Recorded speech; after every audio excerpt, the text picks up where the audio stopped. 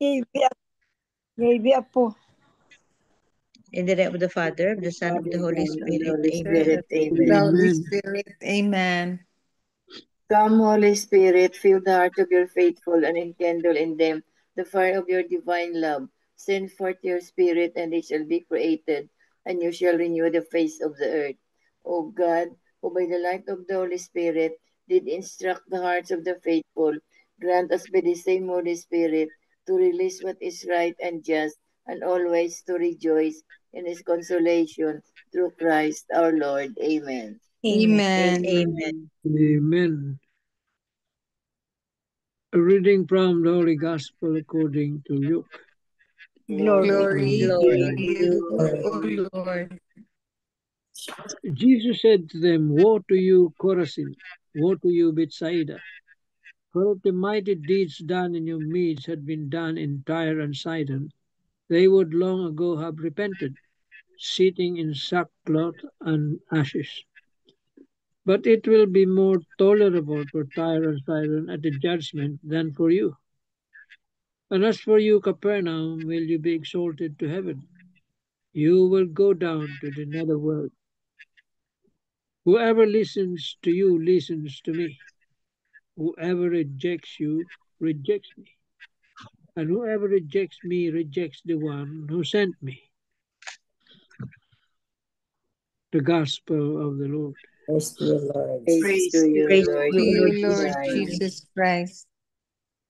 The 3 pointers for today's Gospel. Number 1, Jesus pronounced judgment on the people of Chorazin and Bethsaida because they repeatedly refused to repent and change from their sinful ways, even though they have heard of the good news and witnessed Jesus' miracles. Number 2, Jesus is also calling each one of us to live and walk in his ways of truth, love, justice, and compassion daily. Number 3, pray for the insights and graces to know how to live in the Lord's ways. Speak to him from your heart and listen attentively to his Spirit's promptings daily to grow into exemplary Christians. Amen. Amen. Amen. Amen. Amen. Okay. Thank you very Ito much, Tita kay Lee. Marino, Please Nas go ahead. Marino. Okay. Why is Jesus angry with the people of Chorazin and Bethsaida? Because they did not heed his call to repentance. They refused his offer of love and renewal for them. It is sometimes puzzling why we refuse to heed this call of Jesus when we have nothing to lose but everything to gain. For example, if we are living in sin right now and we decide to respond to Jesus' call for renewal, a great burden would immediately be lifted from our shoulders. Yet so many of us still refuse to walk away from sin. Why? What does sin offer us that we cannot walk away from it? Does sin offer us heaven? Does sin offer us a quiet and contented life? Why do we cling to sin as if our lives hinge upon it? When in truth it offers us nothing good. Should we wait until something unfortunate happens before we finally listen? Let us embrace a fresh start in our lives by refusing to commit any form of sin, even for just a few weeks or a month. Then let us compare our lives previously lived in sin with a life lived free from sin and guided by the light of Jesus. Surely we would love this new life with Jesus far more than the old life burdened by sin. The Lord is inviting us today. Will we continue to hold on to the empty promises of sin? Or will we finally surrender our hearts and walk with Jesus into the fullness of life that He longs to give us? Amen. Amen. Amen. Well, this is a call to everyone. No excuses. You have to reform, renew your ways. Repentance is important.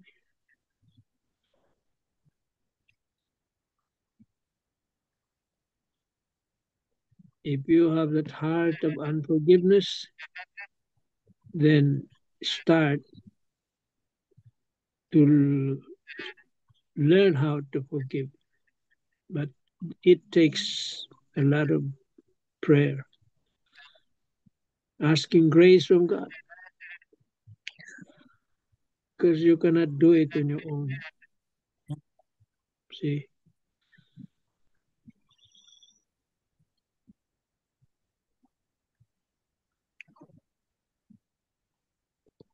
let us examine ourselves. Saan ba tayo nagkamali? Sino bang may sala? Lahat naman tayo makasalanan.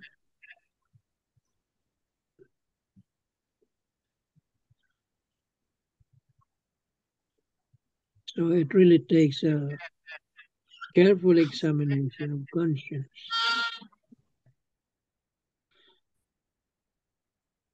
And then ask God for that grace to be able to forgive ourselves and others whom we have committed sin against. Amen. Amen. Amen. Amen. Amen. So in today's gospel, no, thank you, Tito Mans. In today's gospel, no, it's about the warning of Jesus, no, warning to the unrepentant cities of yung three cities, no, city of Chorazin, Bethsaida, and Capernaum. Whatever Jesus was warning to these three cities because of being non-repentant, it is also he is also warning us, just like the three cities. Stern warning of Jesus. And the outcome, he's telling us the outcome of non-repentant, of being not sorry for the sins, by not listening to his words, not following his will, and especially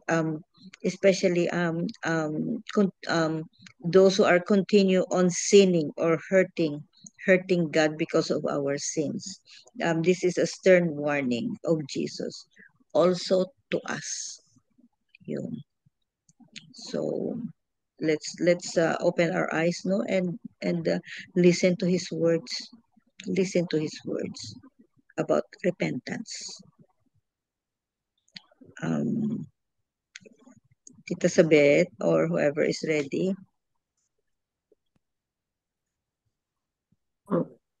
Good evening. Kanina yung gospel ni Father, yung homily niya is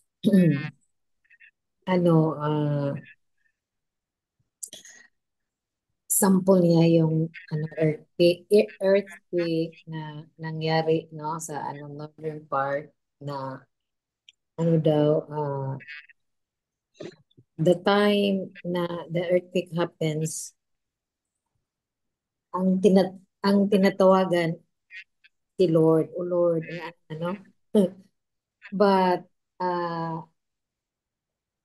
natutuwa ko sa example ni Father kasi as a priest, pag merong emergency daw, like a dying person, they will go to the priest and ask for hilog man sa Cebuano, I don't know, in other places, hilog, and then tinanong, para bang no choice ang pare kasi yun, very daw, pag may mga na dying is kailangan talaga ng hilog ng isang pare.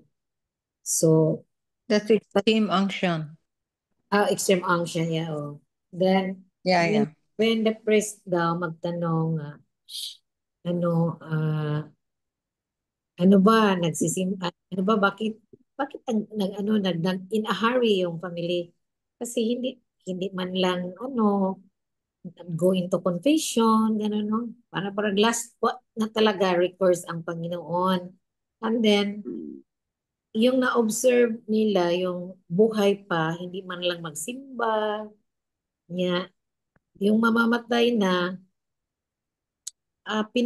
ano daw ng crucifix, ano ba, yung hands or maybe rosary.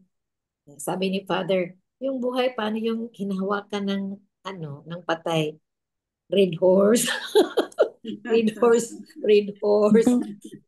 Tanduay. Bakit kuno hindi na lang tanduay yung pinahawak ng nakakatuwa, but seriously, hindi siya tumawa. Ako yun lang, no? Kawawa naman, yung patay na nga, yun lang nakahawak ng rosaryuhan, no? Ano ba? So, that is why, no, sabi ni Father na kailangan no, ready tayo all the time, no? We cannot, let's just a wink of an eye ang nangyari sa earthquake, maraming casualties, gano'n.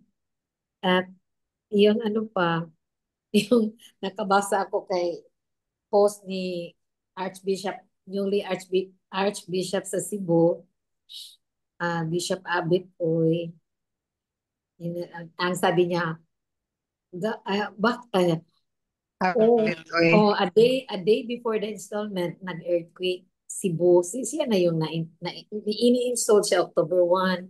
Siya, bakit kaya Lord ako yung sinisend mo sa Cebu? No, siya rin ang earthquake. Siya rin ang nagsagot siya. Kasi sanay na ako ng earthquake. Nag-answer. Sanay na ako na siya ng earthquake kasi sa Bohol daw, grabe sa earthquake doon. At siya yung Archbishop.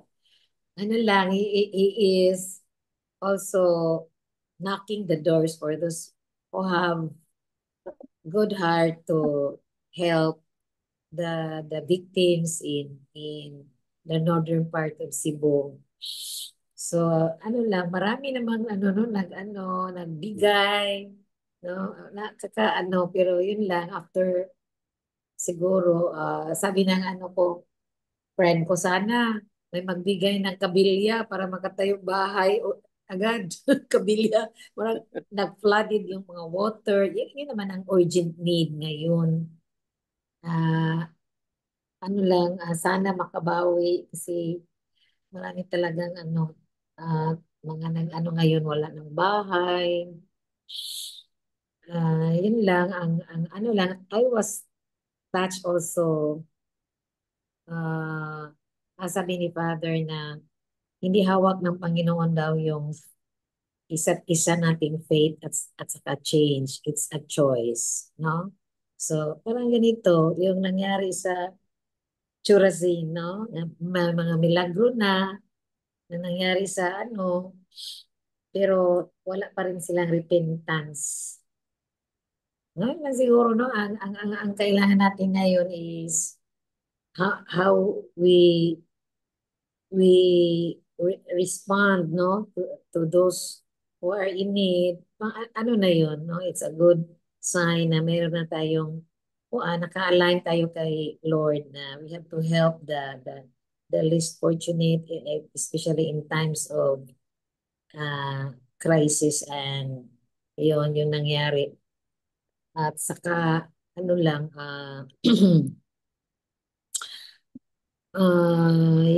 may mga tayo, may mga gagawa kahit mga small things lang, at saka pag marami yung tumulong, it will come out also already big. So in our we have to have receiving the body and blood, soul, and divinity in the Eucharist, no? How powerful is the Eucharist. We have the entire holy, magnificent, awesome Jesus in our tiny host, no? That is beautiful Now we can be with him every week when we go to masses or even every day. We have the chance to be healed and transformed like the people in the gospel. I think yun lang masishare ko. Thank you. Thank you. Amen. Thank you, Amen. Elizabeth. Yes. Nawawala si MJ.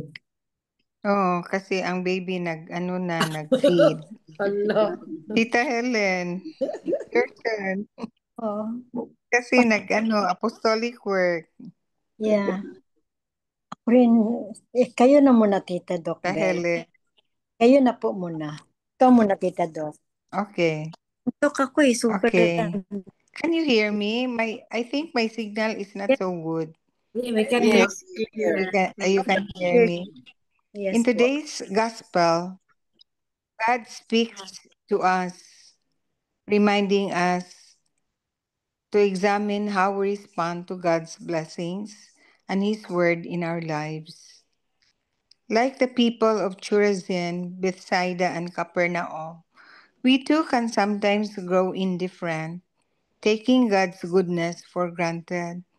That's really true, no? Sometimes, because we tend to be complacent, especially when life is so good, life is so abundant with all the material goods and happiness and on earth. Biglang We nag-choppy, tend Tita to Bell. It's not forget good.